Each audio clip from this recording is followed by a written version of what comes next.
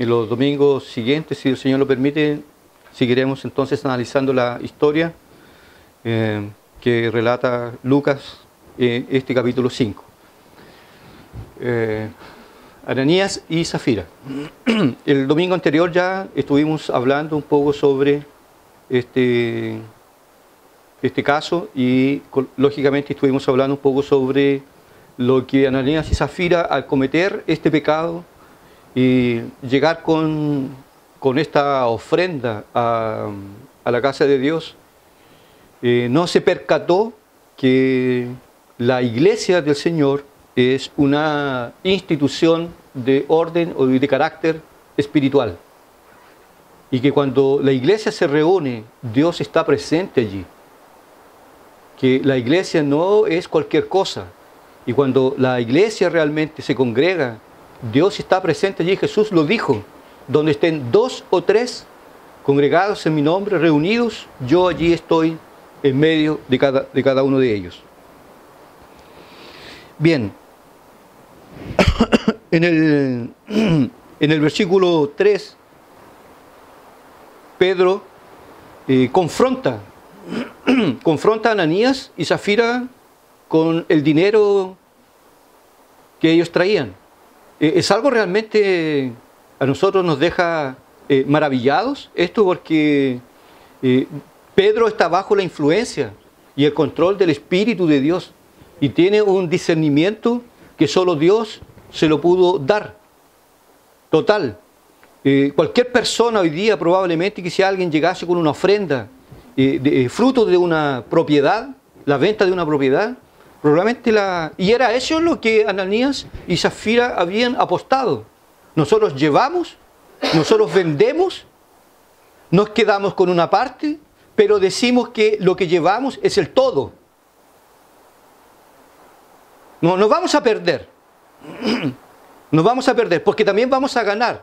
Vamos a dar una parte del precio a la iglesia y allá seguramente a nosotros nos van a reconocer como tales.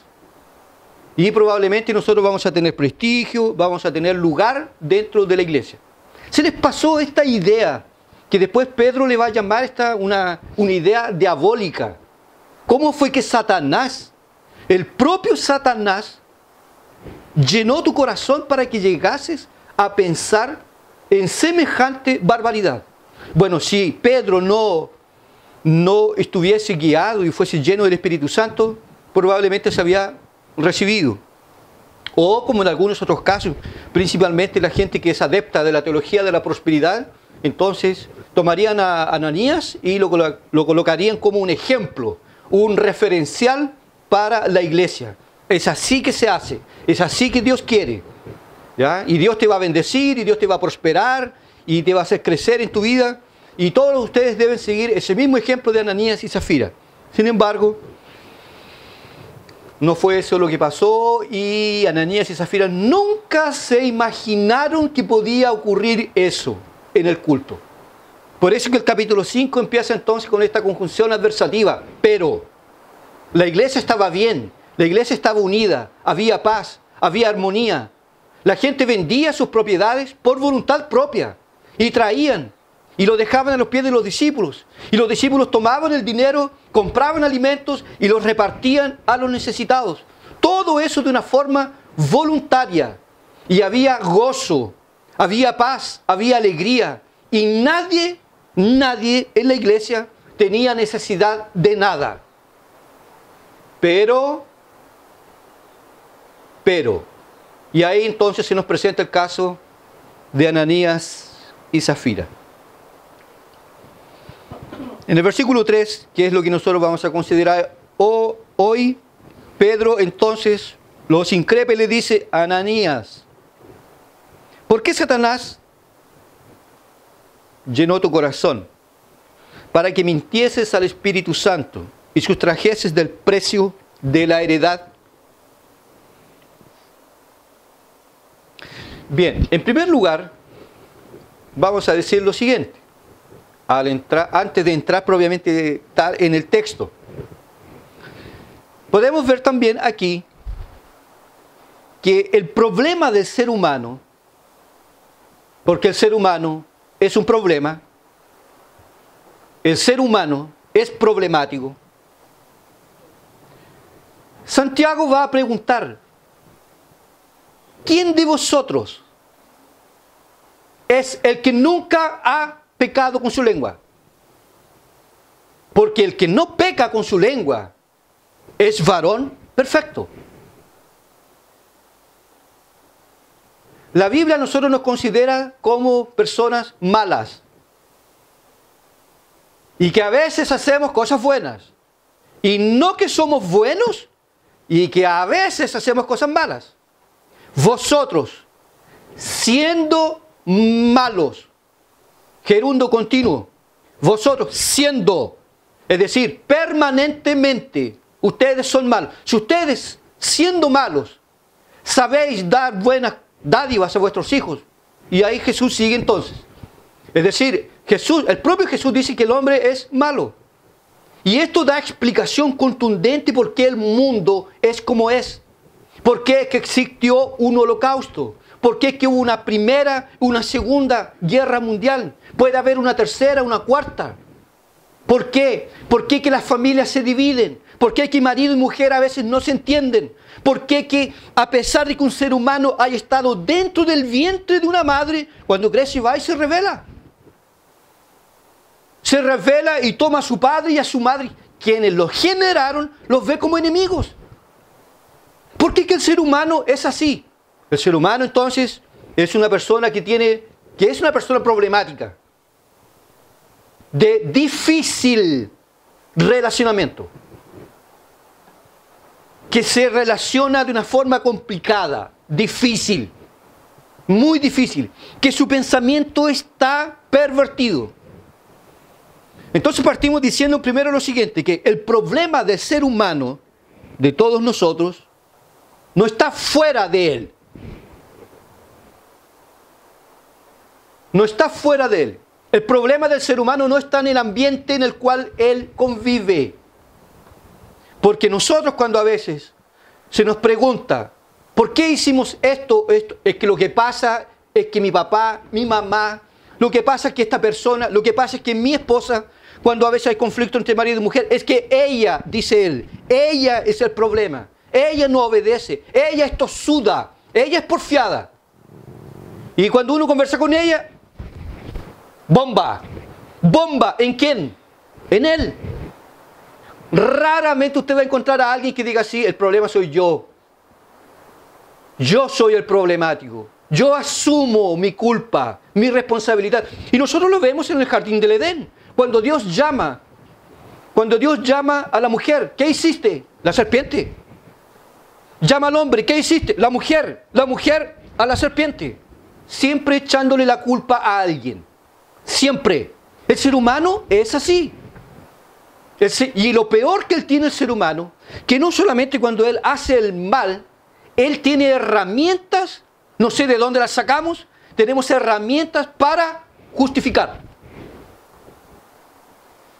Para justificar. Yo soy así porque mis padres a mí no me educaron bien. Porque yo pasé pobreza. Porque yo pasé hambre, yo pasé frío.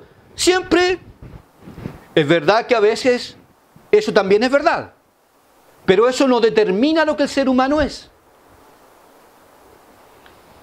Aquí vemos entonces que el problema no está en el ambiente, en la parte exterior, fuera del hombre. El problema está en nosotros.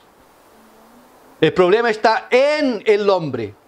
Porque si el problema fuese el medio ambiente o la sociedad o la familia, Ananías y Zafira no hubiesen hecho lo que hicieron. Porque ¿en qué ambiente estaban? ¿Estaban en una favela? Esos campamentos perversos que hay donde todo lo ilegal es legal. ¿Dónde estaban ellos? Estaban en la iglesia. Y la palabra dice, el texto, los textos anteriores, nos dice que cuando ellos fueron perseguidos y después fueron liberados después de amenazas, después de ellos hubiesen dicho a nosotros nos interesa obedecer a Dios y no a los hombres, se fueron a la iglesia. Y dice la palabra que la iglesia clamó, rogaron, tú soberano Señor. Y después el lugar tembló. Y fueron todos, dice el texto 31 del capítulo 4, y fueron todos llenos del Espíritu Santo. Esa era la iglesia. La iglesia estaba llena del Espíritu de Dios. Sin embargo, eso no fue suficiente para Ananías y Zafira. El problema no está fuera, el problema está dentro. Una persona puede estar rodeada de santos, de ángeles, y el hombre seguirá siendo malo. Hubo una mujer de la cual nosotros no sabemos el nombre. Su marido sí, y su tío también sabemos su nombre. Su marido se llamaba Lot. El tío se llamaba Abraham, padre de la fe. No le sirvió de nada a esta mujer haber tenido un marido, y Pedro lo va a decir en su carta. Hombre, Lot, hombre justo y piadoso, que afligía todos los días su alma. Su mujer era incrédula. Y él, Lot, tenía por tío, vivía con Abraham, que fuese una especie de su padre.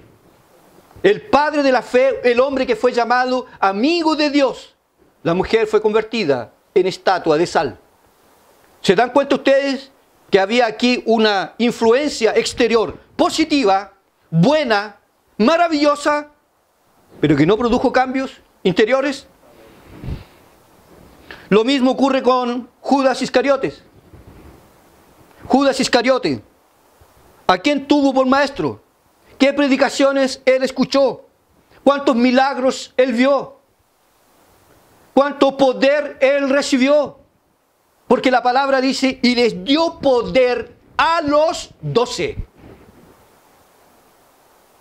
Sin siquiera ser cristiano, porque es posible no ser cristiano y tener ciertos dotes y hacer ciertas cosas. Y eso no es prueba de que una persona sea cristiana.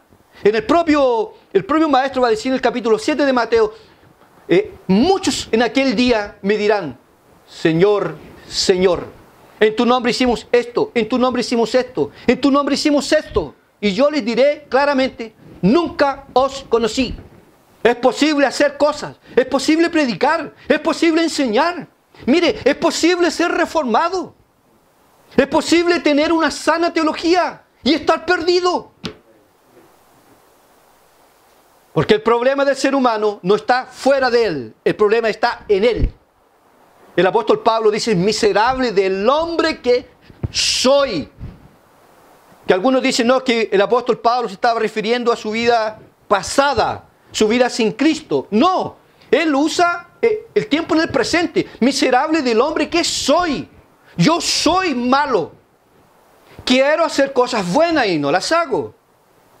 No quiero hacer cosas malas y esas las hago. Judas Iscariote, uno de los 12 discípulos, tuvo al propio Salvador como maestro. Eso no cambió su vida. El mal estaba en él. Y Satanás, dice el texto, entró en él. Y como dije el domingo anterior, y no se puso y todo, entrar a convulsionar y soltar espuma.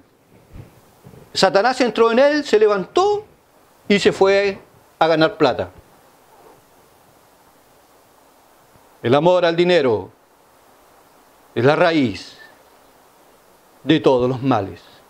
Y si usted piensa mucho en eso, téngalo por seguro que el león de este mundo está cerca.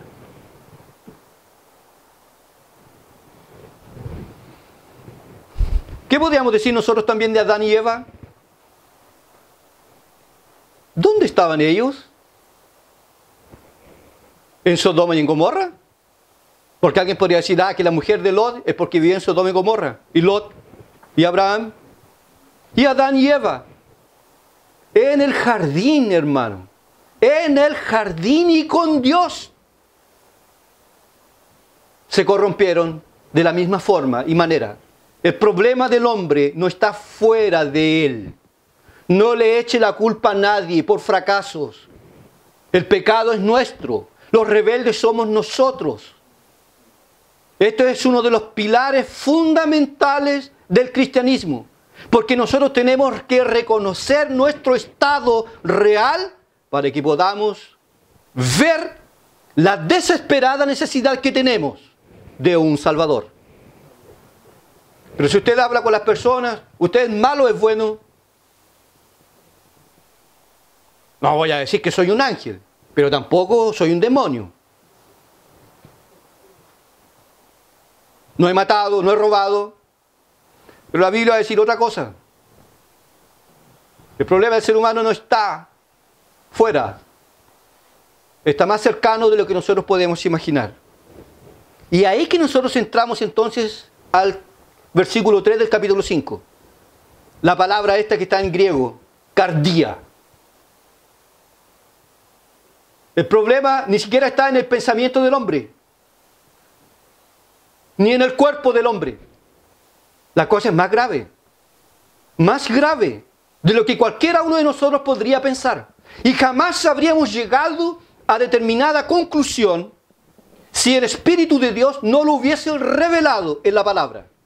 Que el mal está en el hombre, en el corazón, en el centro, en el ámago, en la sala de control, donde se dan las órdenes para el pensamiento, las emociones, las decisiones, los movimientos. Corazón. El problema está allí. Porque Pedro le dijo a Ananías, ¿no le dijo por qué Satanás llenó tu mente? ¿Por qué Satanás llenó el centro, lo central, el corazón? ¿Por qué Satanás llenó tu corazón? Pero antes de entrar de lleno aquí, entonces, quería solamente decir lo siguiente, que el problema del hombre no está afuera, el problema está dentro. Si, por ejemplo, el ambiente en el cual a veces nos desarrollamos tuviese algún efecto sobre nosotros, bastaría que trajéramos a los pecadores a la iglesia y que se contaminasen con nosotros. Y todo estaría bien. Hay personas que pueden estar entre nosotros, en ambiente sano, y estar perdidas. Para siempre. Porque no es el ambiente que va a alterar su estado espiritual. Por ejemplo, nosotros tenemos el caso del rey Josías, en el Antiguo Testamento. ¿Quién fue su abuelo? ¿Lo recuerda? ¿Quién fue el abuelo de Josías? Manasés. Un perro. Se arrepintió, pero hizo las de Kiko y Caco. Instituyó la idolatría. Contaminó el reino. Se prostituyó. Se comunicaba con las nubes, el infeliz. Se comunicaba con los muertos, según él. Hizo todo lo malo. Después se arrepintió. Pero después nace Amón, su padre, otro perverso. Pero un hombre perverso, muy perverso. Amón. Se habla poco de él en la Biblia. Y nace Josías. Y Josías rompe con la influencia de su abuelo y de su padre. Porque tuvo un encuentro con Dios. A temprana edad. Aquí entonces vemos lo opuesto. ¿Ya? La parte de afuera ahora estaba mala, pero no lo afectó a él. También quería decir lo siguiente, que el problema tampoco está en el mundo, hermanos. Así como que le tuviésemos pavor al mundo. Hoy tengo miedo de ir a la universidad. Tengo miedo de mandar a mis hijos al colegio. O el único colegio que hay en la ciudad es un colegio católico. ¿Y cómo lo va a hacer ahí? Tengo miedo que le empiecen a enseñar a rezar y a venerar a los santos. Mire, le voy a decir una cosa. Si su evangelio no tiene poder para combatir esas cosas, es un evangelio falso. Porque nosotros podemos educar a nuestros hijos y enseñarles la palabra y soltarlos al mundo. No se van a ver afectados. El problema no está en el ambiente. No estoy diciendo con eso entonces que le enseñemos a nuestros hijos que anden con los amigos que quieran. Si son cristianos no lo harán. Pero no es que el mundo los va a contaminar. Los católicos dicen que sí. Por eso es que ellos crearon lugares, monasterios, y se alejan. Y viven esa vida monástica y ascética. Y se golpean el pecho y no bajan a la sociedad.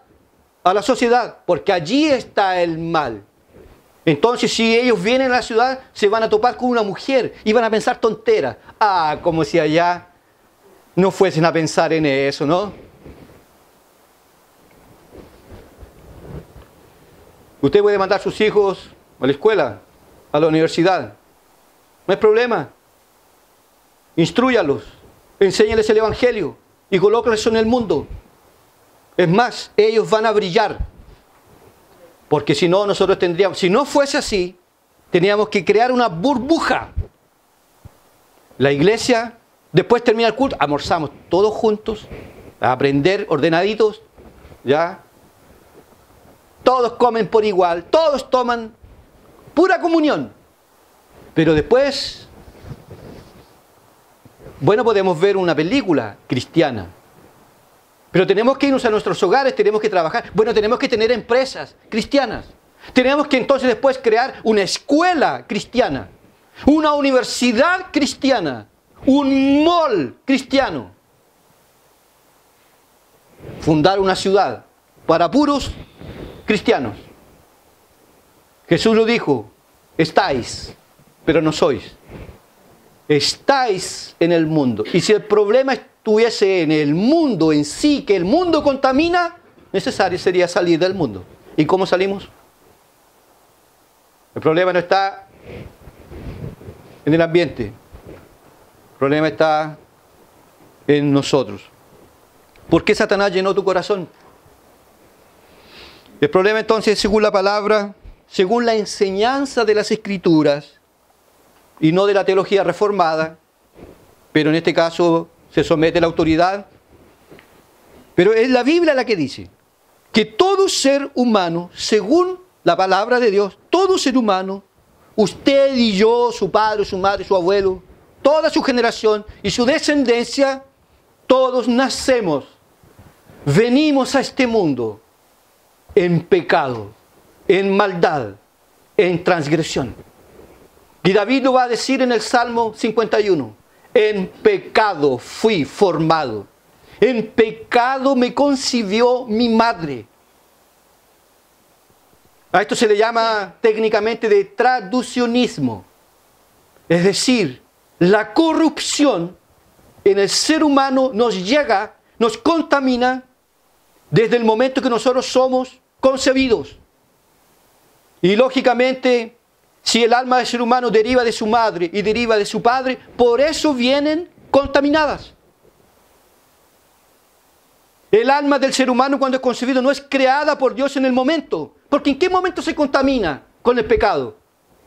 Cuando tiene contacto con la materia, con el cuerpo. Jesús hubiese pecado entonces. El problema no está en el cuerpo, está en el alma. Y el alma deriva del padre y de la madre. Y como el alma de nuestros padres está manchada, todos nacemos manchados. Y todos nacemos corruptos y culpables. Todos. Por eso que el ser humano, cuando empieza a dar sus primeros pasos y muestra las primeras manifestaciones de la voluntad de él, por ejemplo, se enoja. Un niño se enoja. Un niño dice, es mío. Dámelo. Dámelo. Y tiene su hermanito o su hermanita y se agarra los dos. ¿Ya? Esa es una pequeña pelea que cuando vayan creciendo va a tomar otras características. Y si esto lo elevamos en potencia a una nación, naciones contra naciones, pueblos contra pueblos. El problema está en el ser humano. ¿Por qué Satanás llenó tu corazón? El problema está en el corazón de todos nosotros. Jesús lo dijo. El corazón del ser humano es una fuente inagotable de maldad. Todos somos malos. Todos somos parecidos con Satanás. Todos. Jesús pregunta, es del corazón que salen los homicidios, los malos pensamientos, los adulterios, las fornicaciones, los hurtos, los falsos testimonios, las blasfemias, salen del corazón. Y el maestro lo dice categóricamente, no es lo que entra. ¿Se da cuenta? El problema no está afuera. El problema no está afuera. El problema está en nosotros. No es lo que entra lo que contamina. Es lo que sale. Porque la fuente del ser humano, la fuente está contaminada. ¿Por qué se enojan? ¿Por qué pelean? Bueno, porque hay una fuente que brota, que trae todo ese tipo de cosas. ¿Por qué que nosotros, por ejemplo, no somos una nación, no somos una familia, no somos un pueblo de paz? De sacarnos las cosas y decirle, mira, estás pasando hambre, estás pasando frío, toma, toma, tú no puedes estar pasando esto. No, cada vez más, y más. Y cuando se muere, hace la alegría de los otros, o la guerra. Porque algunos todavía están tibios en el ataúd y los hijos ya se están agarrando. Por el refrigerador, por la casa, por el campo, por aquella barra de oro que tiene escondida no sé a dónde, ya se están agarrando los hijos, los hermanos. Vamos a dividir la propiedad. Cada cual quiere más. Eso viene del corazón. Y esto da explicación por qué nosotros tenemos este mundo como lo tenemos. C.S. Lewis, aunque no era un evangélico asumido, y nunca lo asumió tampoco, y ha tenido mucha notoriedad con las obras de las Crónicas de Narnia, y tenía una empatía con el catolicismo, pero escribió algunas cosas buenas.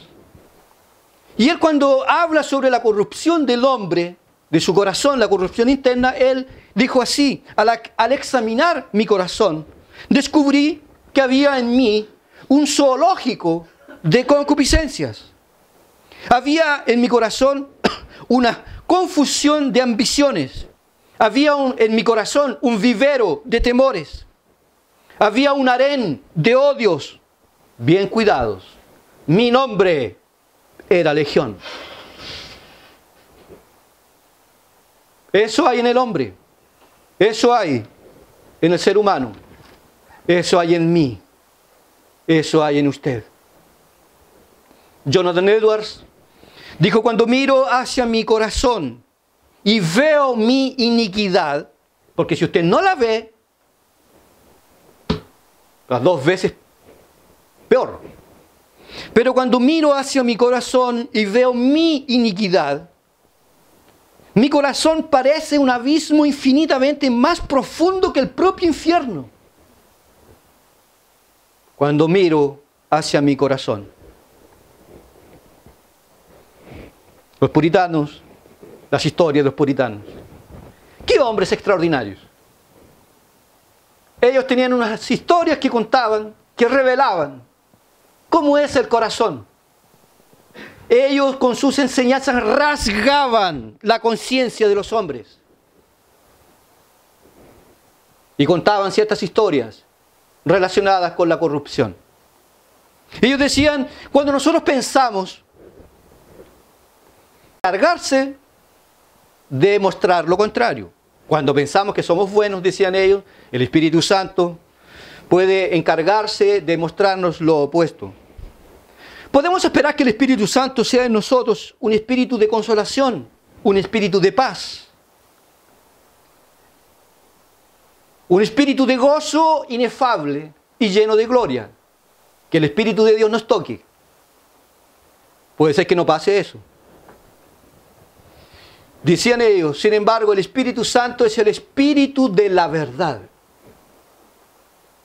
Antes de consolar, de llenar de gozo, de alegría y de paz, el Espíritu Santo es el Espíritu de la verdad. Él nos tomará por la mano y nos conducirá hacia abajo primero. Antes de llevarnos hacia arriba, nos llevará hacia abajo. Nos va a llevar a una prisión subterránea. Imagínela usted. Lúgubre. Una prisión húmeda, subterránea, que de estar allí ya causa fastidio. Pero el Espíritu Santo nos tomará, o los tomará, decían los puritanos, por la mano y nos conducirá por estas prisiones subterráneas y nos llevará a contemplar un museo que hay ahí abajo. El Espíritu Santo. Decían ellos que algunos cristianos, cuando percibían que el Espíritu Santo lo estaba llevando hacia abajo, hasta esas prisiones, algunos como que, no quiero, vamos, yo quiero que usted vea lo que usted es. Y ellos decían y contaban entonces, el Espíritu Santo nos toma por la mano y nos conduce a las prisiones subterráneas. Y de repente así en medio del oscuro aparece una luz. Y da para ver que allí hay un monstruo. Es una estatua horrible. Un monstruo. Y ese monstruo tiene un nombre. Su nombre es egoísmo. Y el Espíritu Santo tiene al cristiano tomado por la mano. ¿Ves esa estatua? ¿Ves ese monstruo? Sí, es horrible. Quiero salir de aquí. Míralo. Y esta estatua parece tener vida. En la parte de abajo, en la base de la estatua, hay anotaciones. Está tu nombre allí. Hay fechas. Hay años, meses, días y horas cuando tú estuviste en contacto con ese demonio o esa estatua.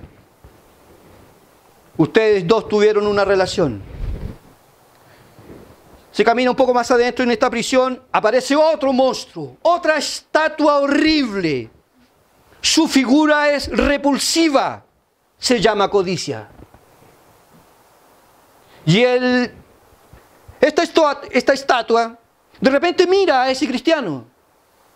Lo mira, le sonríe y le cierra un ojo. No me vas a decir que no nos conocemos. No me vas a decir ahora que somos extraños los dos. Somos amigos.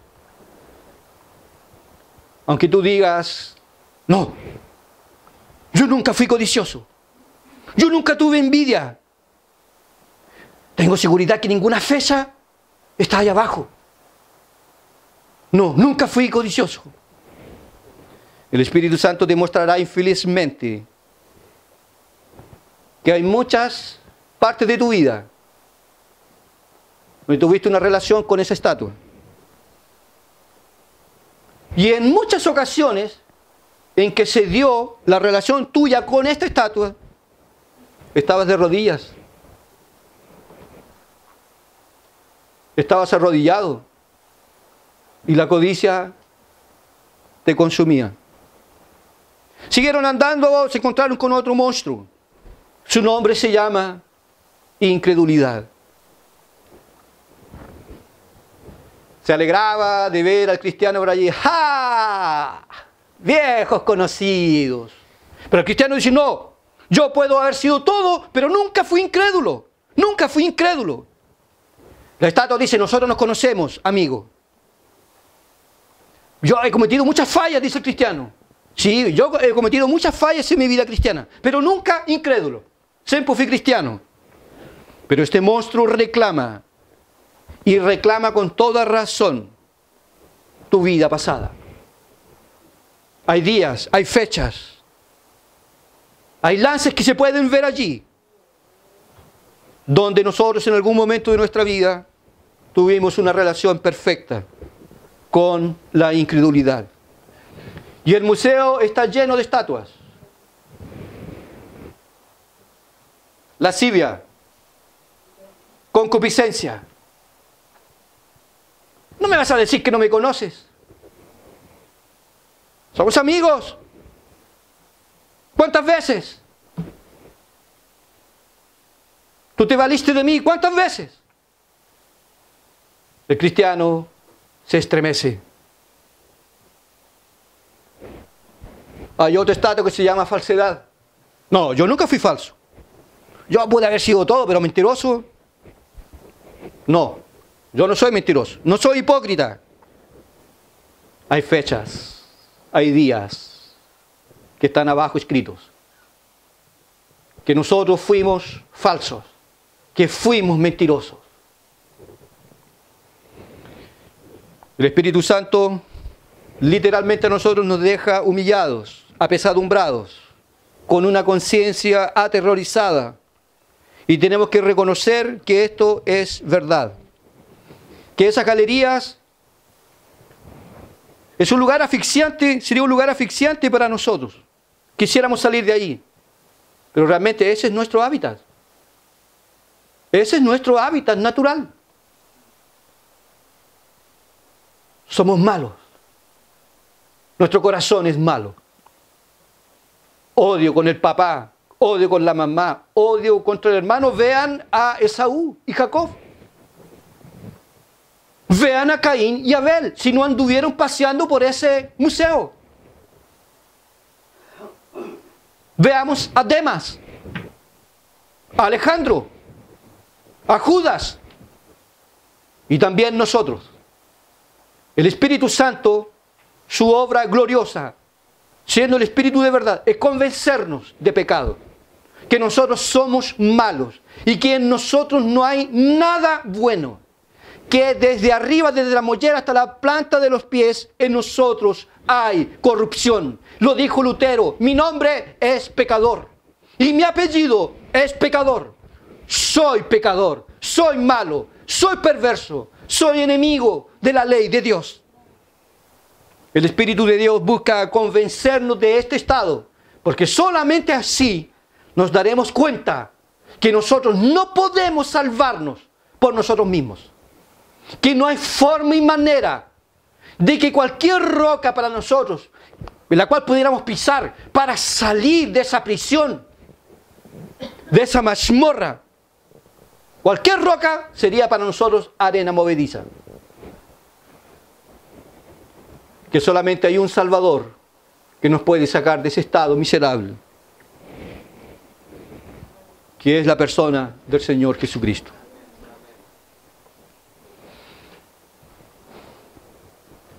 ¿Cómo nosotros podemos vernos libres de este corazón malo? Que prueba que toda nuestra vida pasada hemos cometido muchos errores, muchos pecados, que hay muchas estatuas que tal vez en el día del juicio podrían enfrentarnos y que podrían humillarnos. ¿Cómo nosotros podemos vernos libres de esto? Tenemos una respuesta en el Salmo 51. Ten piedad de mí, oh Dios. ¿Por qué? ¿Por qué empieza David así? Porque es malo. Porque su corazón estaba contaminado por el pecado. Porque había hecho el mal. En un momento de su vida había hecho el mal y dice, ten piedad de mí, oh Dios. Sigue, borra mis rebeliones. Lávame más y más. Límpiame de mi pecado. Crea, oh Dios, un corazón limpio. ¿Se da cuenta? ¿Se da cuenta o no? Crea en mí, oh Dios, un corazón, no una iglesia, no una ciudad, ni una nación. Crea en mí. Yo necesito ese cambio. Yo necesito esa transformación. Dios se encargará del resto. Soy yo. El problema soy yo. No es mi padre, no es mi madre, soy yo. Yo necesito un corazón nuevo. Ya que el problema mayor está en el corazón, lo dijo Pedro, El corazón tiene que ser cambiado. El corazón necesita ser regenerado. El corazón necesita ser limpiado. Crea en mí, oh Dios, un corazón limpio. Renueva dentro de mí un espíritu recto. Porque él se dio cuenta de toda la maldad que había en él. Esta es la mayor necesidad que nosotros tenemos. Que nuestro corazón sea cambiado. Usted no necesita cambiarse de iglesia. Hasta que usted encuentre la iglesia más perfecta. No, la mayor necesidad del ser humano es que Dios nos cambie el corazón.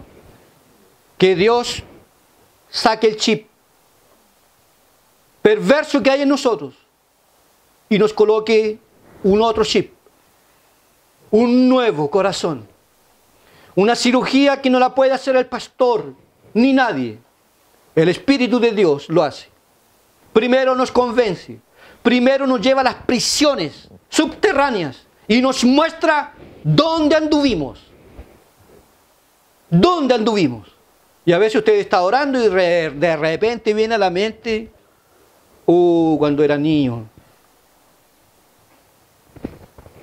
hice el mal. Hice el mal. Arrepiéntase. Arrepiéntase. Y rompa. La mayor necesidad que nosotros tenemos, queridos hermanos, es de un nuevo corazón. Que nuestro corazón sea renovado. Nuestro corazón sea cambiado. Un implante. Saca el viejo corazón, se pone un nuevo corazón. Con nuevas afecciones, con nuevas inclinaciones, con nuevos deseos. Hambre y sed de Dios, de su palabra, no de este mundo, no del pecado, no de la maldad. Este corazón nuevo solamente lo podemos obtener a través de la gracia de nuestro Señor Jesucristo. Él es un médico especialista en cambiar corazones. Él hace el implante, saca el viejo y pone el suyo. Después cierra y nos dice ya, ándate. A ver, habla. Y empezamos a hablar nosotros con ese nuevo corazón. Y saludamos y decimos, gracia y paz. Gracia y paz. Antes decía que era libre, ahora soy esclavo. Esclavo de Jesucristo. Esclavo voluntario, como decía Spurgeon, de un líder que no cambia jamás. Me gustan las mujeres. Pero este nuevo corazón te dice, pídele una a Dios que sea igual a ti. Como dije ayer, escoge una que tenga cara de Biblia. Hasta la cara de la Biblia la tenga. Escoge esa mujer para ti. Y tú escoge un hombre, un varón, un hombre. Que de repente hay algunos que uno no sabe si son hombres o mujeres. Un hombre valiente que tema a Dios. Con este nuevo corazón te vas a introducir en la sociedad y harás la diferencia. Pero esto lo hace solamente el Espíritu de Dios. Por eso lo dice claramente Ezequiel. Les sacaré el corazón de piedra y les pondré un corazón de carne, un corazón sensible, y colocaré en ellos, en su mente, mi ley. Entonces nosotros nos vamos a dormir con la ley en el corazón. Estamos dormidos, despiertos, y estamos pensando en las cosas de Dios. Nos dormimos, despertamos. Gracias, Señor, por tu misericordia. Gracias por todo lo que me has dado. Está lloviendo. Para algunos, qué terrible. Odio la lluvia. Un corazón nuevo. Gracias, Señor, por la lluvia. Gracias por el sol. Las puertas se cerraron. Gracias, Señor. Tú estás trabajando en mi vida. Se levanta un enemigo. Señor, me estás probando. Dame paciencia. Dame paciencia. Dame gracia. Un nuevo corazón. El Señor Jesucristo hace esta obra.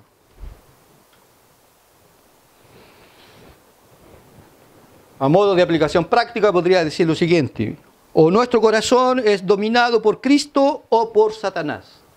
En este texto aparece el nombre de Satanás y del Espíritu Santo. O mi corazón es de uno o es del otro. No hay mezclas. Uno es el aceite, el otro es el agua. No se mezclan. Pueden estar cercanos. No hay mezcla. O somos o no somos. O somos cristianos o realmente no lo somos. Yo termino preguntando: ¿a quién le pertenece su corazón? ¿Quién es que finalmente manda en su vida? ¿De quién tú eres esclavo? ¿Te parece cosa buena a ti llevar y vivir el Evangelio a la ligera? ¿No cultivar tu vida devocional? ¿Cultivar el temor de Dios? ¿Y mantener una conciencia limpia y saludable? ¿Quién comanda? ¿Quién gobierna mi corazón? Dios busca el corazón, no los labios. Lo dijo el profeta Isaías, lo repite el maestro: este pueblo de labios me honra. Eso no sirve. Pero su corazón está lejos, lejos de mí. Dios quiere el corazón. Dios quiere el centro del comando. Y no quiere que tú seas el piloto, porque sería algo trágico. El piloto es Jesús. Como algunos han dicho por ahí, Jesús es mi copiloto. Qué bonito, ¿no? Jesús es mi copiloto. Quiere decir que como que está a mi lado. Jesús, en el cristiano, es el piloto. Y el copiloto que eres tú está atrás, en una camilla. Muere y no muere. Muere y no muere. Esto es lo que Dios desea de todos nosotros. Nuestro corazón. No nuestros labios. No nuestro dinero, nuestras poses. Dios quiere el corazón. Y si hay una cosa que tú puedas entregarle a Dios hoy, es tu corazón. Señor, te doy mi corazón. Basta. Si tú le entregas tu corazón, tus pensamientos, tu manera de hablar, tu manera de vestir, tu manera de ser y de relacionarte con los demás, será como la del Maestro. Nuestra mayor necesidad, que Dios transforme nuestro corazón. Algunos que piensan, hermanos, que lo importante es, primero, la renovación del pensamiento, la renovación de la teología. Hasta Satanás puede decir: fide reformata, siempre reformanda. Eso, échale nomás. Estudia nomás, cabrín. Eso, dale, dale. Pero cuidado con el corazón, ¿eh? El corazón es mío. El intelecto es tuyo. Refórmate nomás, refórmate. Dale nomás. Mira, te voy a hasta orientar qué libro tú puedes leer. La mente. Dios quiere el corazón. El centro de todas nuestras vidas. Que Dios nos bendiga, hermanos.